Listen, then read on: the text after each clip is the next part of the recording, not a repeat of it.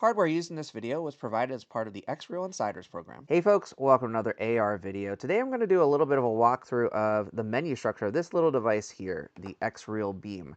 Now, as it currently stands, we're on version, I believe, 1.06 of the XREAL Beam software. There's not a whole lot of functionality outside of allowing the XREAL Air to have the body anchor, smooth follow, and side view modes. And if you connect another device, like right now, my XREAL Beam is not connected to my XREAL Air directly. It's connected to a different USB-C source, which is connected to a video capture card so that I can share the menu structure in front of me. When that happens, you just get a display out. You do not have the functionality for the 3DOF modes where you've got the smooth follow when it's following your gaze as you move in kind of a image stabilization manner. It doesn't have the body anchor mode where it places the screen in a specific spot, and when you turn your head, the screen stays where it was. And it doesn't have the side view mode, which allows you to have an image in one of the four corners of the glasses display. So what I'm going to walk through is just the initial user experience that you have after you've connected to Wi-Fi and installed the most recent updates to both your glasses and the Beam itself. We're going to click on User Guide here. This is what would launch right after the Beam launches for the first time. There is some background music that unfortunately my capture card will not capture, but take my word for it, I actually kind of like the ambient tones of that song. I don't know who the artist is or anything of that nature, but it's kind of cool. I'll leave that exclusive to Beam users, if you will. So it says get to know your XREAL Beam. It's got a power button right here.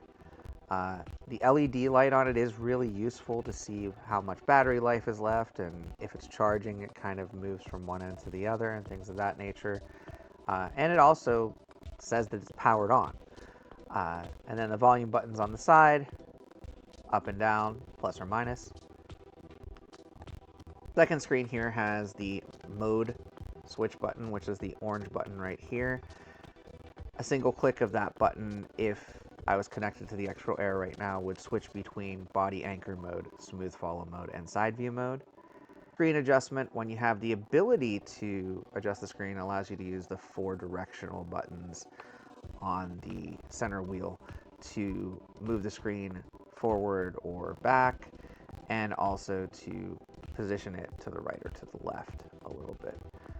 And then recentering the screen, if you long press on the button, it allows you to reset where the screen is in body anchor mode. So if I have the screen in front of me here, and I turn my head and I want the screen to be in front of me here, then I would hold that button down and that long press would recenter it. It's very similar to if you've used a VR headset, how it recenters. Then the back button is right here below the wheel. That also serves as a home button with a long press. Connecting your glasses is simple. It actually connects to the USB output. And connecting your glasses allows you to immediately see that boot up screen that showed up at the beginning of this video. So you'll see it say XREAL Beam in the XREAL Air glasses, and connecting it automatically turns it on. You don't have to use the power button at all. Then connecting the power supply on the other side allows you to use the Beam while charging. So if you're connecting to the Beam wirelessly with a device, you can keep it charging while you're using it. And finally, you can also connect your game console, computer, or smartphone, or other devices that have either a USB-C to USB-C or HDMI output. You can get a XREAL supplied C to C cable or HDMI to C cable to allow you to connect those devices to the Beam. And that's it as far as the tutorial here, if you will, The last screen here just says if you have a wireless source, you can connect to the same Wi-Fi as your XREAL Beam. I use that as a wireless display for both my work and home laptops, and I've used it as a wireless display for my phone as well, and it works really well as long as you've got a Miracast, AirPlay, or DLNA device. So after you finish that tutorial, it brings you back to this screen. Right now, it just says more apps are coming soon. There's not really much else to it. If you click on the screen mirroring guide, this gives you 3 different guides if you're in the XREAL Air itself. Unfortunately, I can't launch these guides with the connection that I currently have through the capture device. But you've got a wireless screen Android tutorial, a wireless screen Apple tutorial, and a wired screen mirroring tutorial. All really pretty self-explanatory, to be perfectly honest.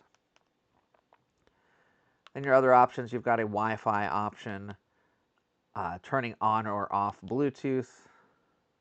You can connect to specific devices, either my devices or available devices. I don't have anything connected currently. And then you can click on the settings icon here, and this gives you a little bit more access to some of the settings when you're using the Beam. Right now I've got DTS-X turned off. That gives you a bit more of a sound effect coming out of the speakers in the XREAL Air. If you turn it on, it does reduce the battery life of the XREAL Beam. It doesn't really say how much, but I haven't had a need for that DTS audio at this point. For the display, you've got depth control. If you enable that, that's what allows you to move the screen forward or backward, because it kind of turns it more into a 3D, 3DOF screen. That turned off can sometimes make things a little bit more compatible, so I've left it off for the most part when I'm using the XREAL Air. I will say, though, if you need to reboot the XREAL Beam, turning on or off depth control makes the device restart. So if something goes wrong, for example, I have had a couple of situations where I've tried to connect the XREAL Beam to my PC as a wireless display, and it's not recognizing the beam. Clicking on that is a quick way to restart the device, essentially, and then you can disable it again later if you needed to. Language options, there's 4 options so far. English is the one that I have selected because that's my native language. I am hoping that once they hit the European markets that they'll add more languages as well. Then you've got the About section, you've got the XREAL Beam device information. There's the Reset XREAL Beam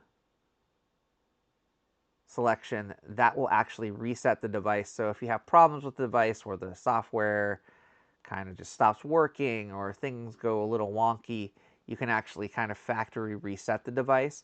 It will keep the device on the current firmware, but it'll take you back to the factory screen essentially. So it'll start you off with that same tutorial and things of that nature like I was describing before. You'll still have to connect to your Wi-Fi for the first time, those types of things. You've got the launcher version information right here. That is the EVA launcher that is built into the Beam that brings up this particular menu structure, essentially.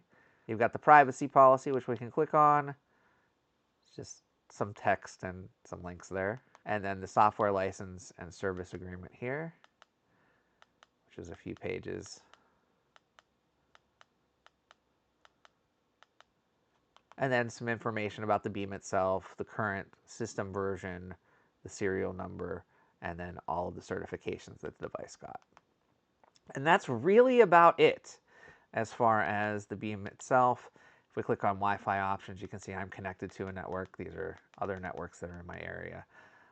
Very similar to any other Wi-Fi connection screen.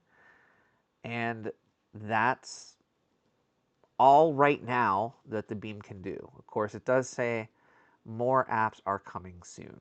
So stay tuned. Maybe we'll have more apps to show off in the future.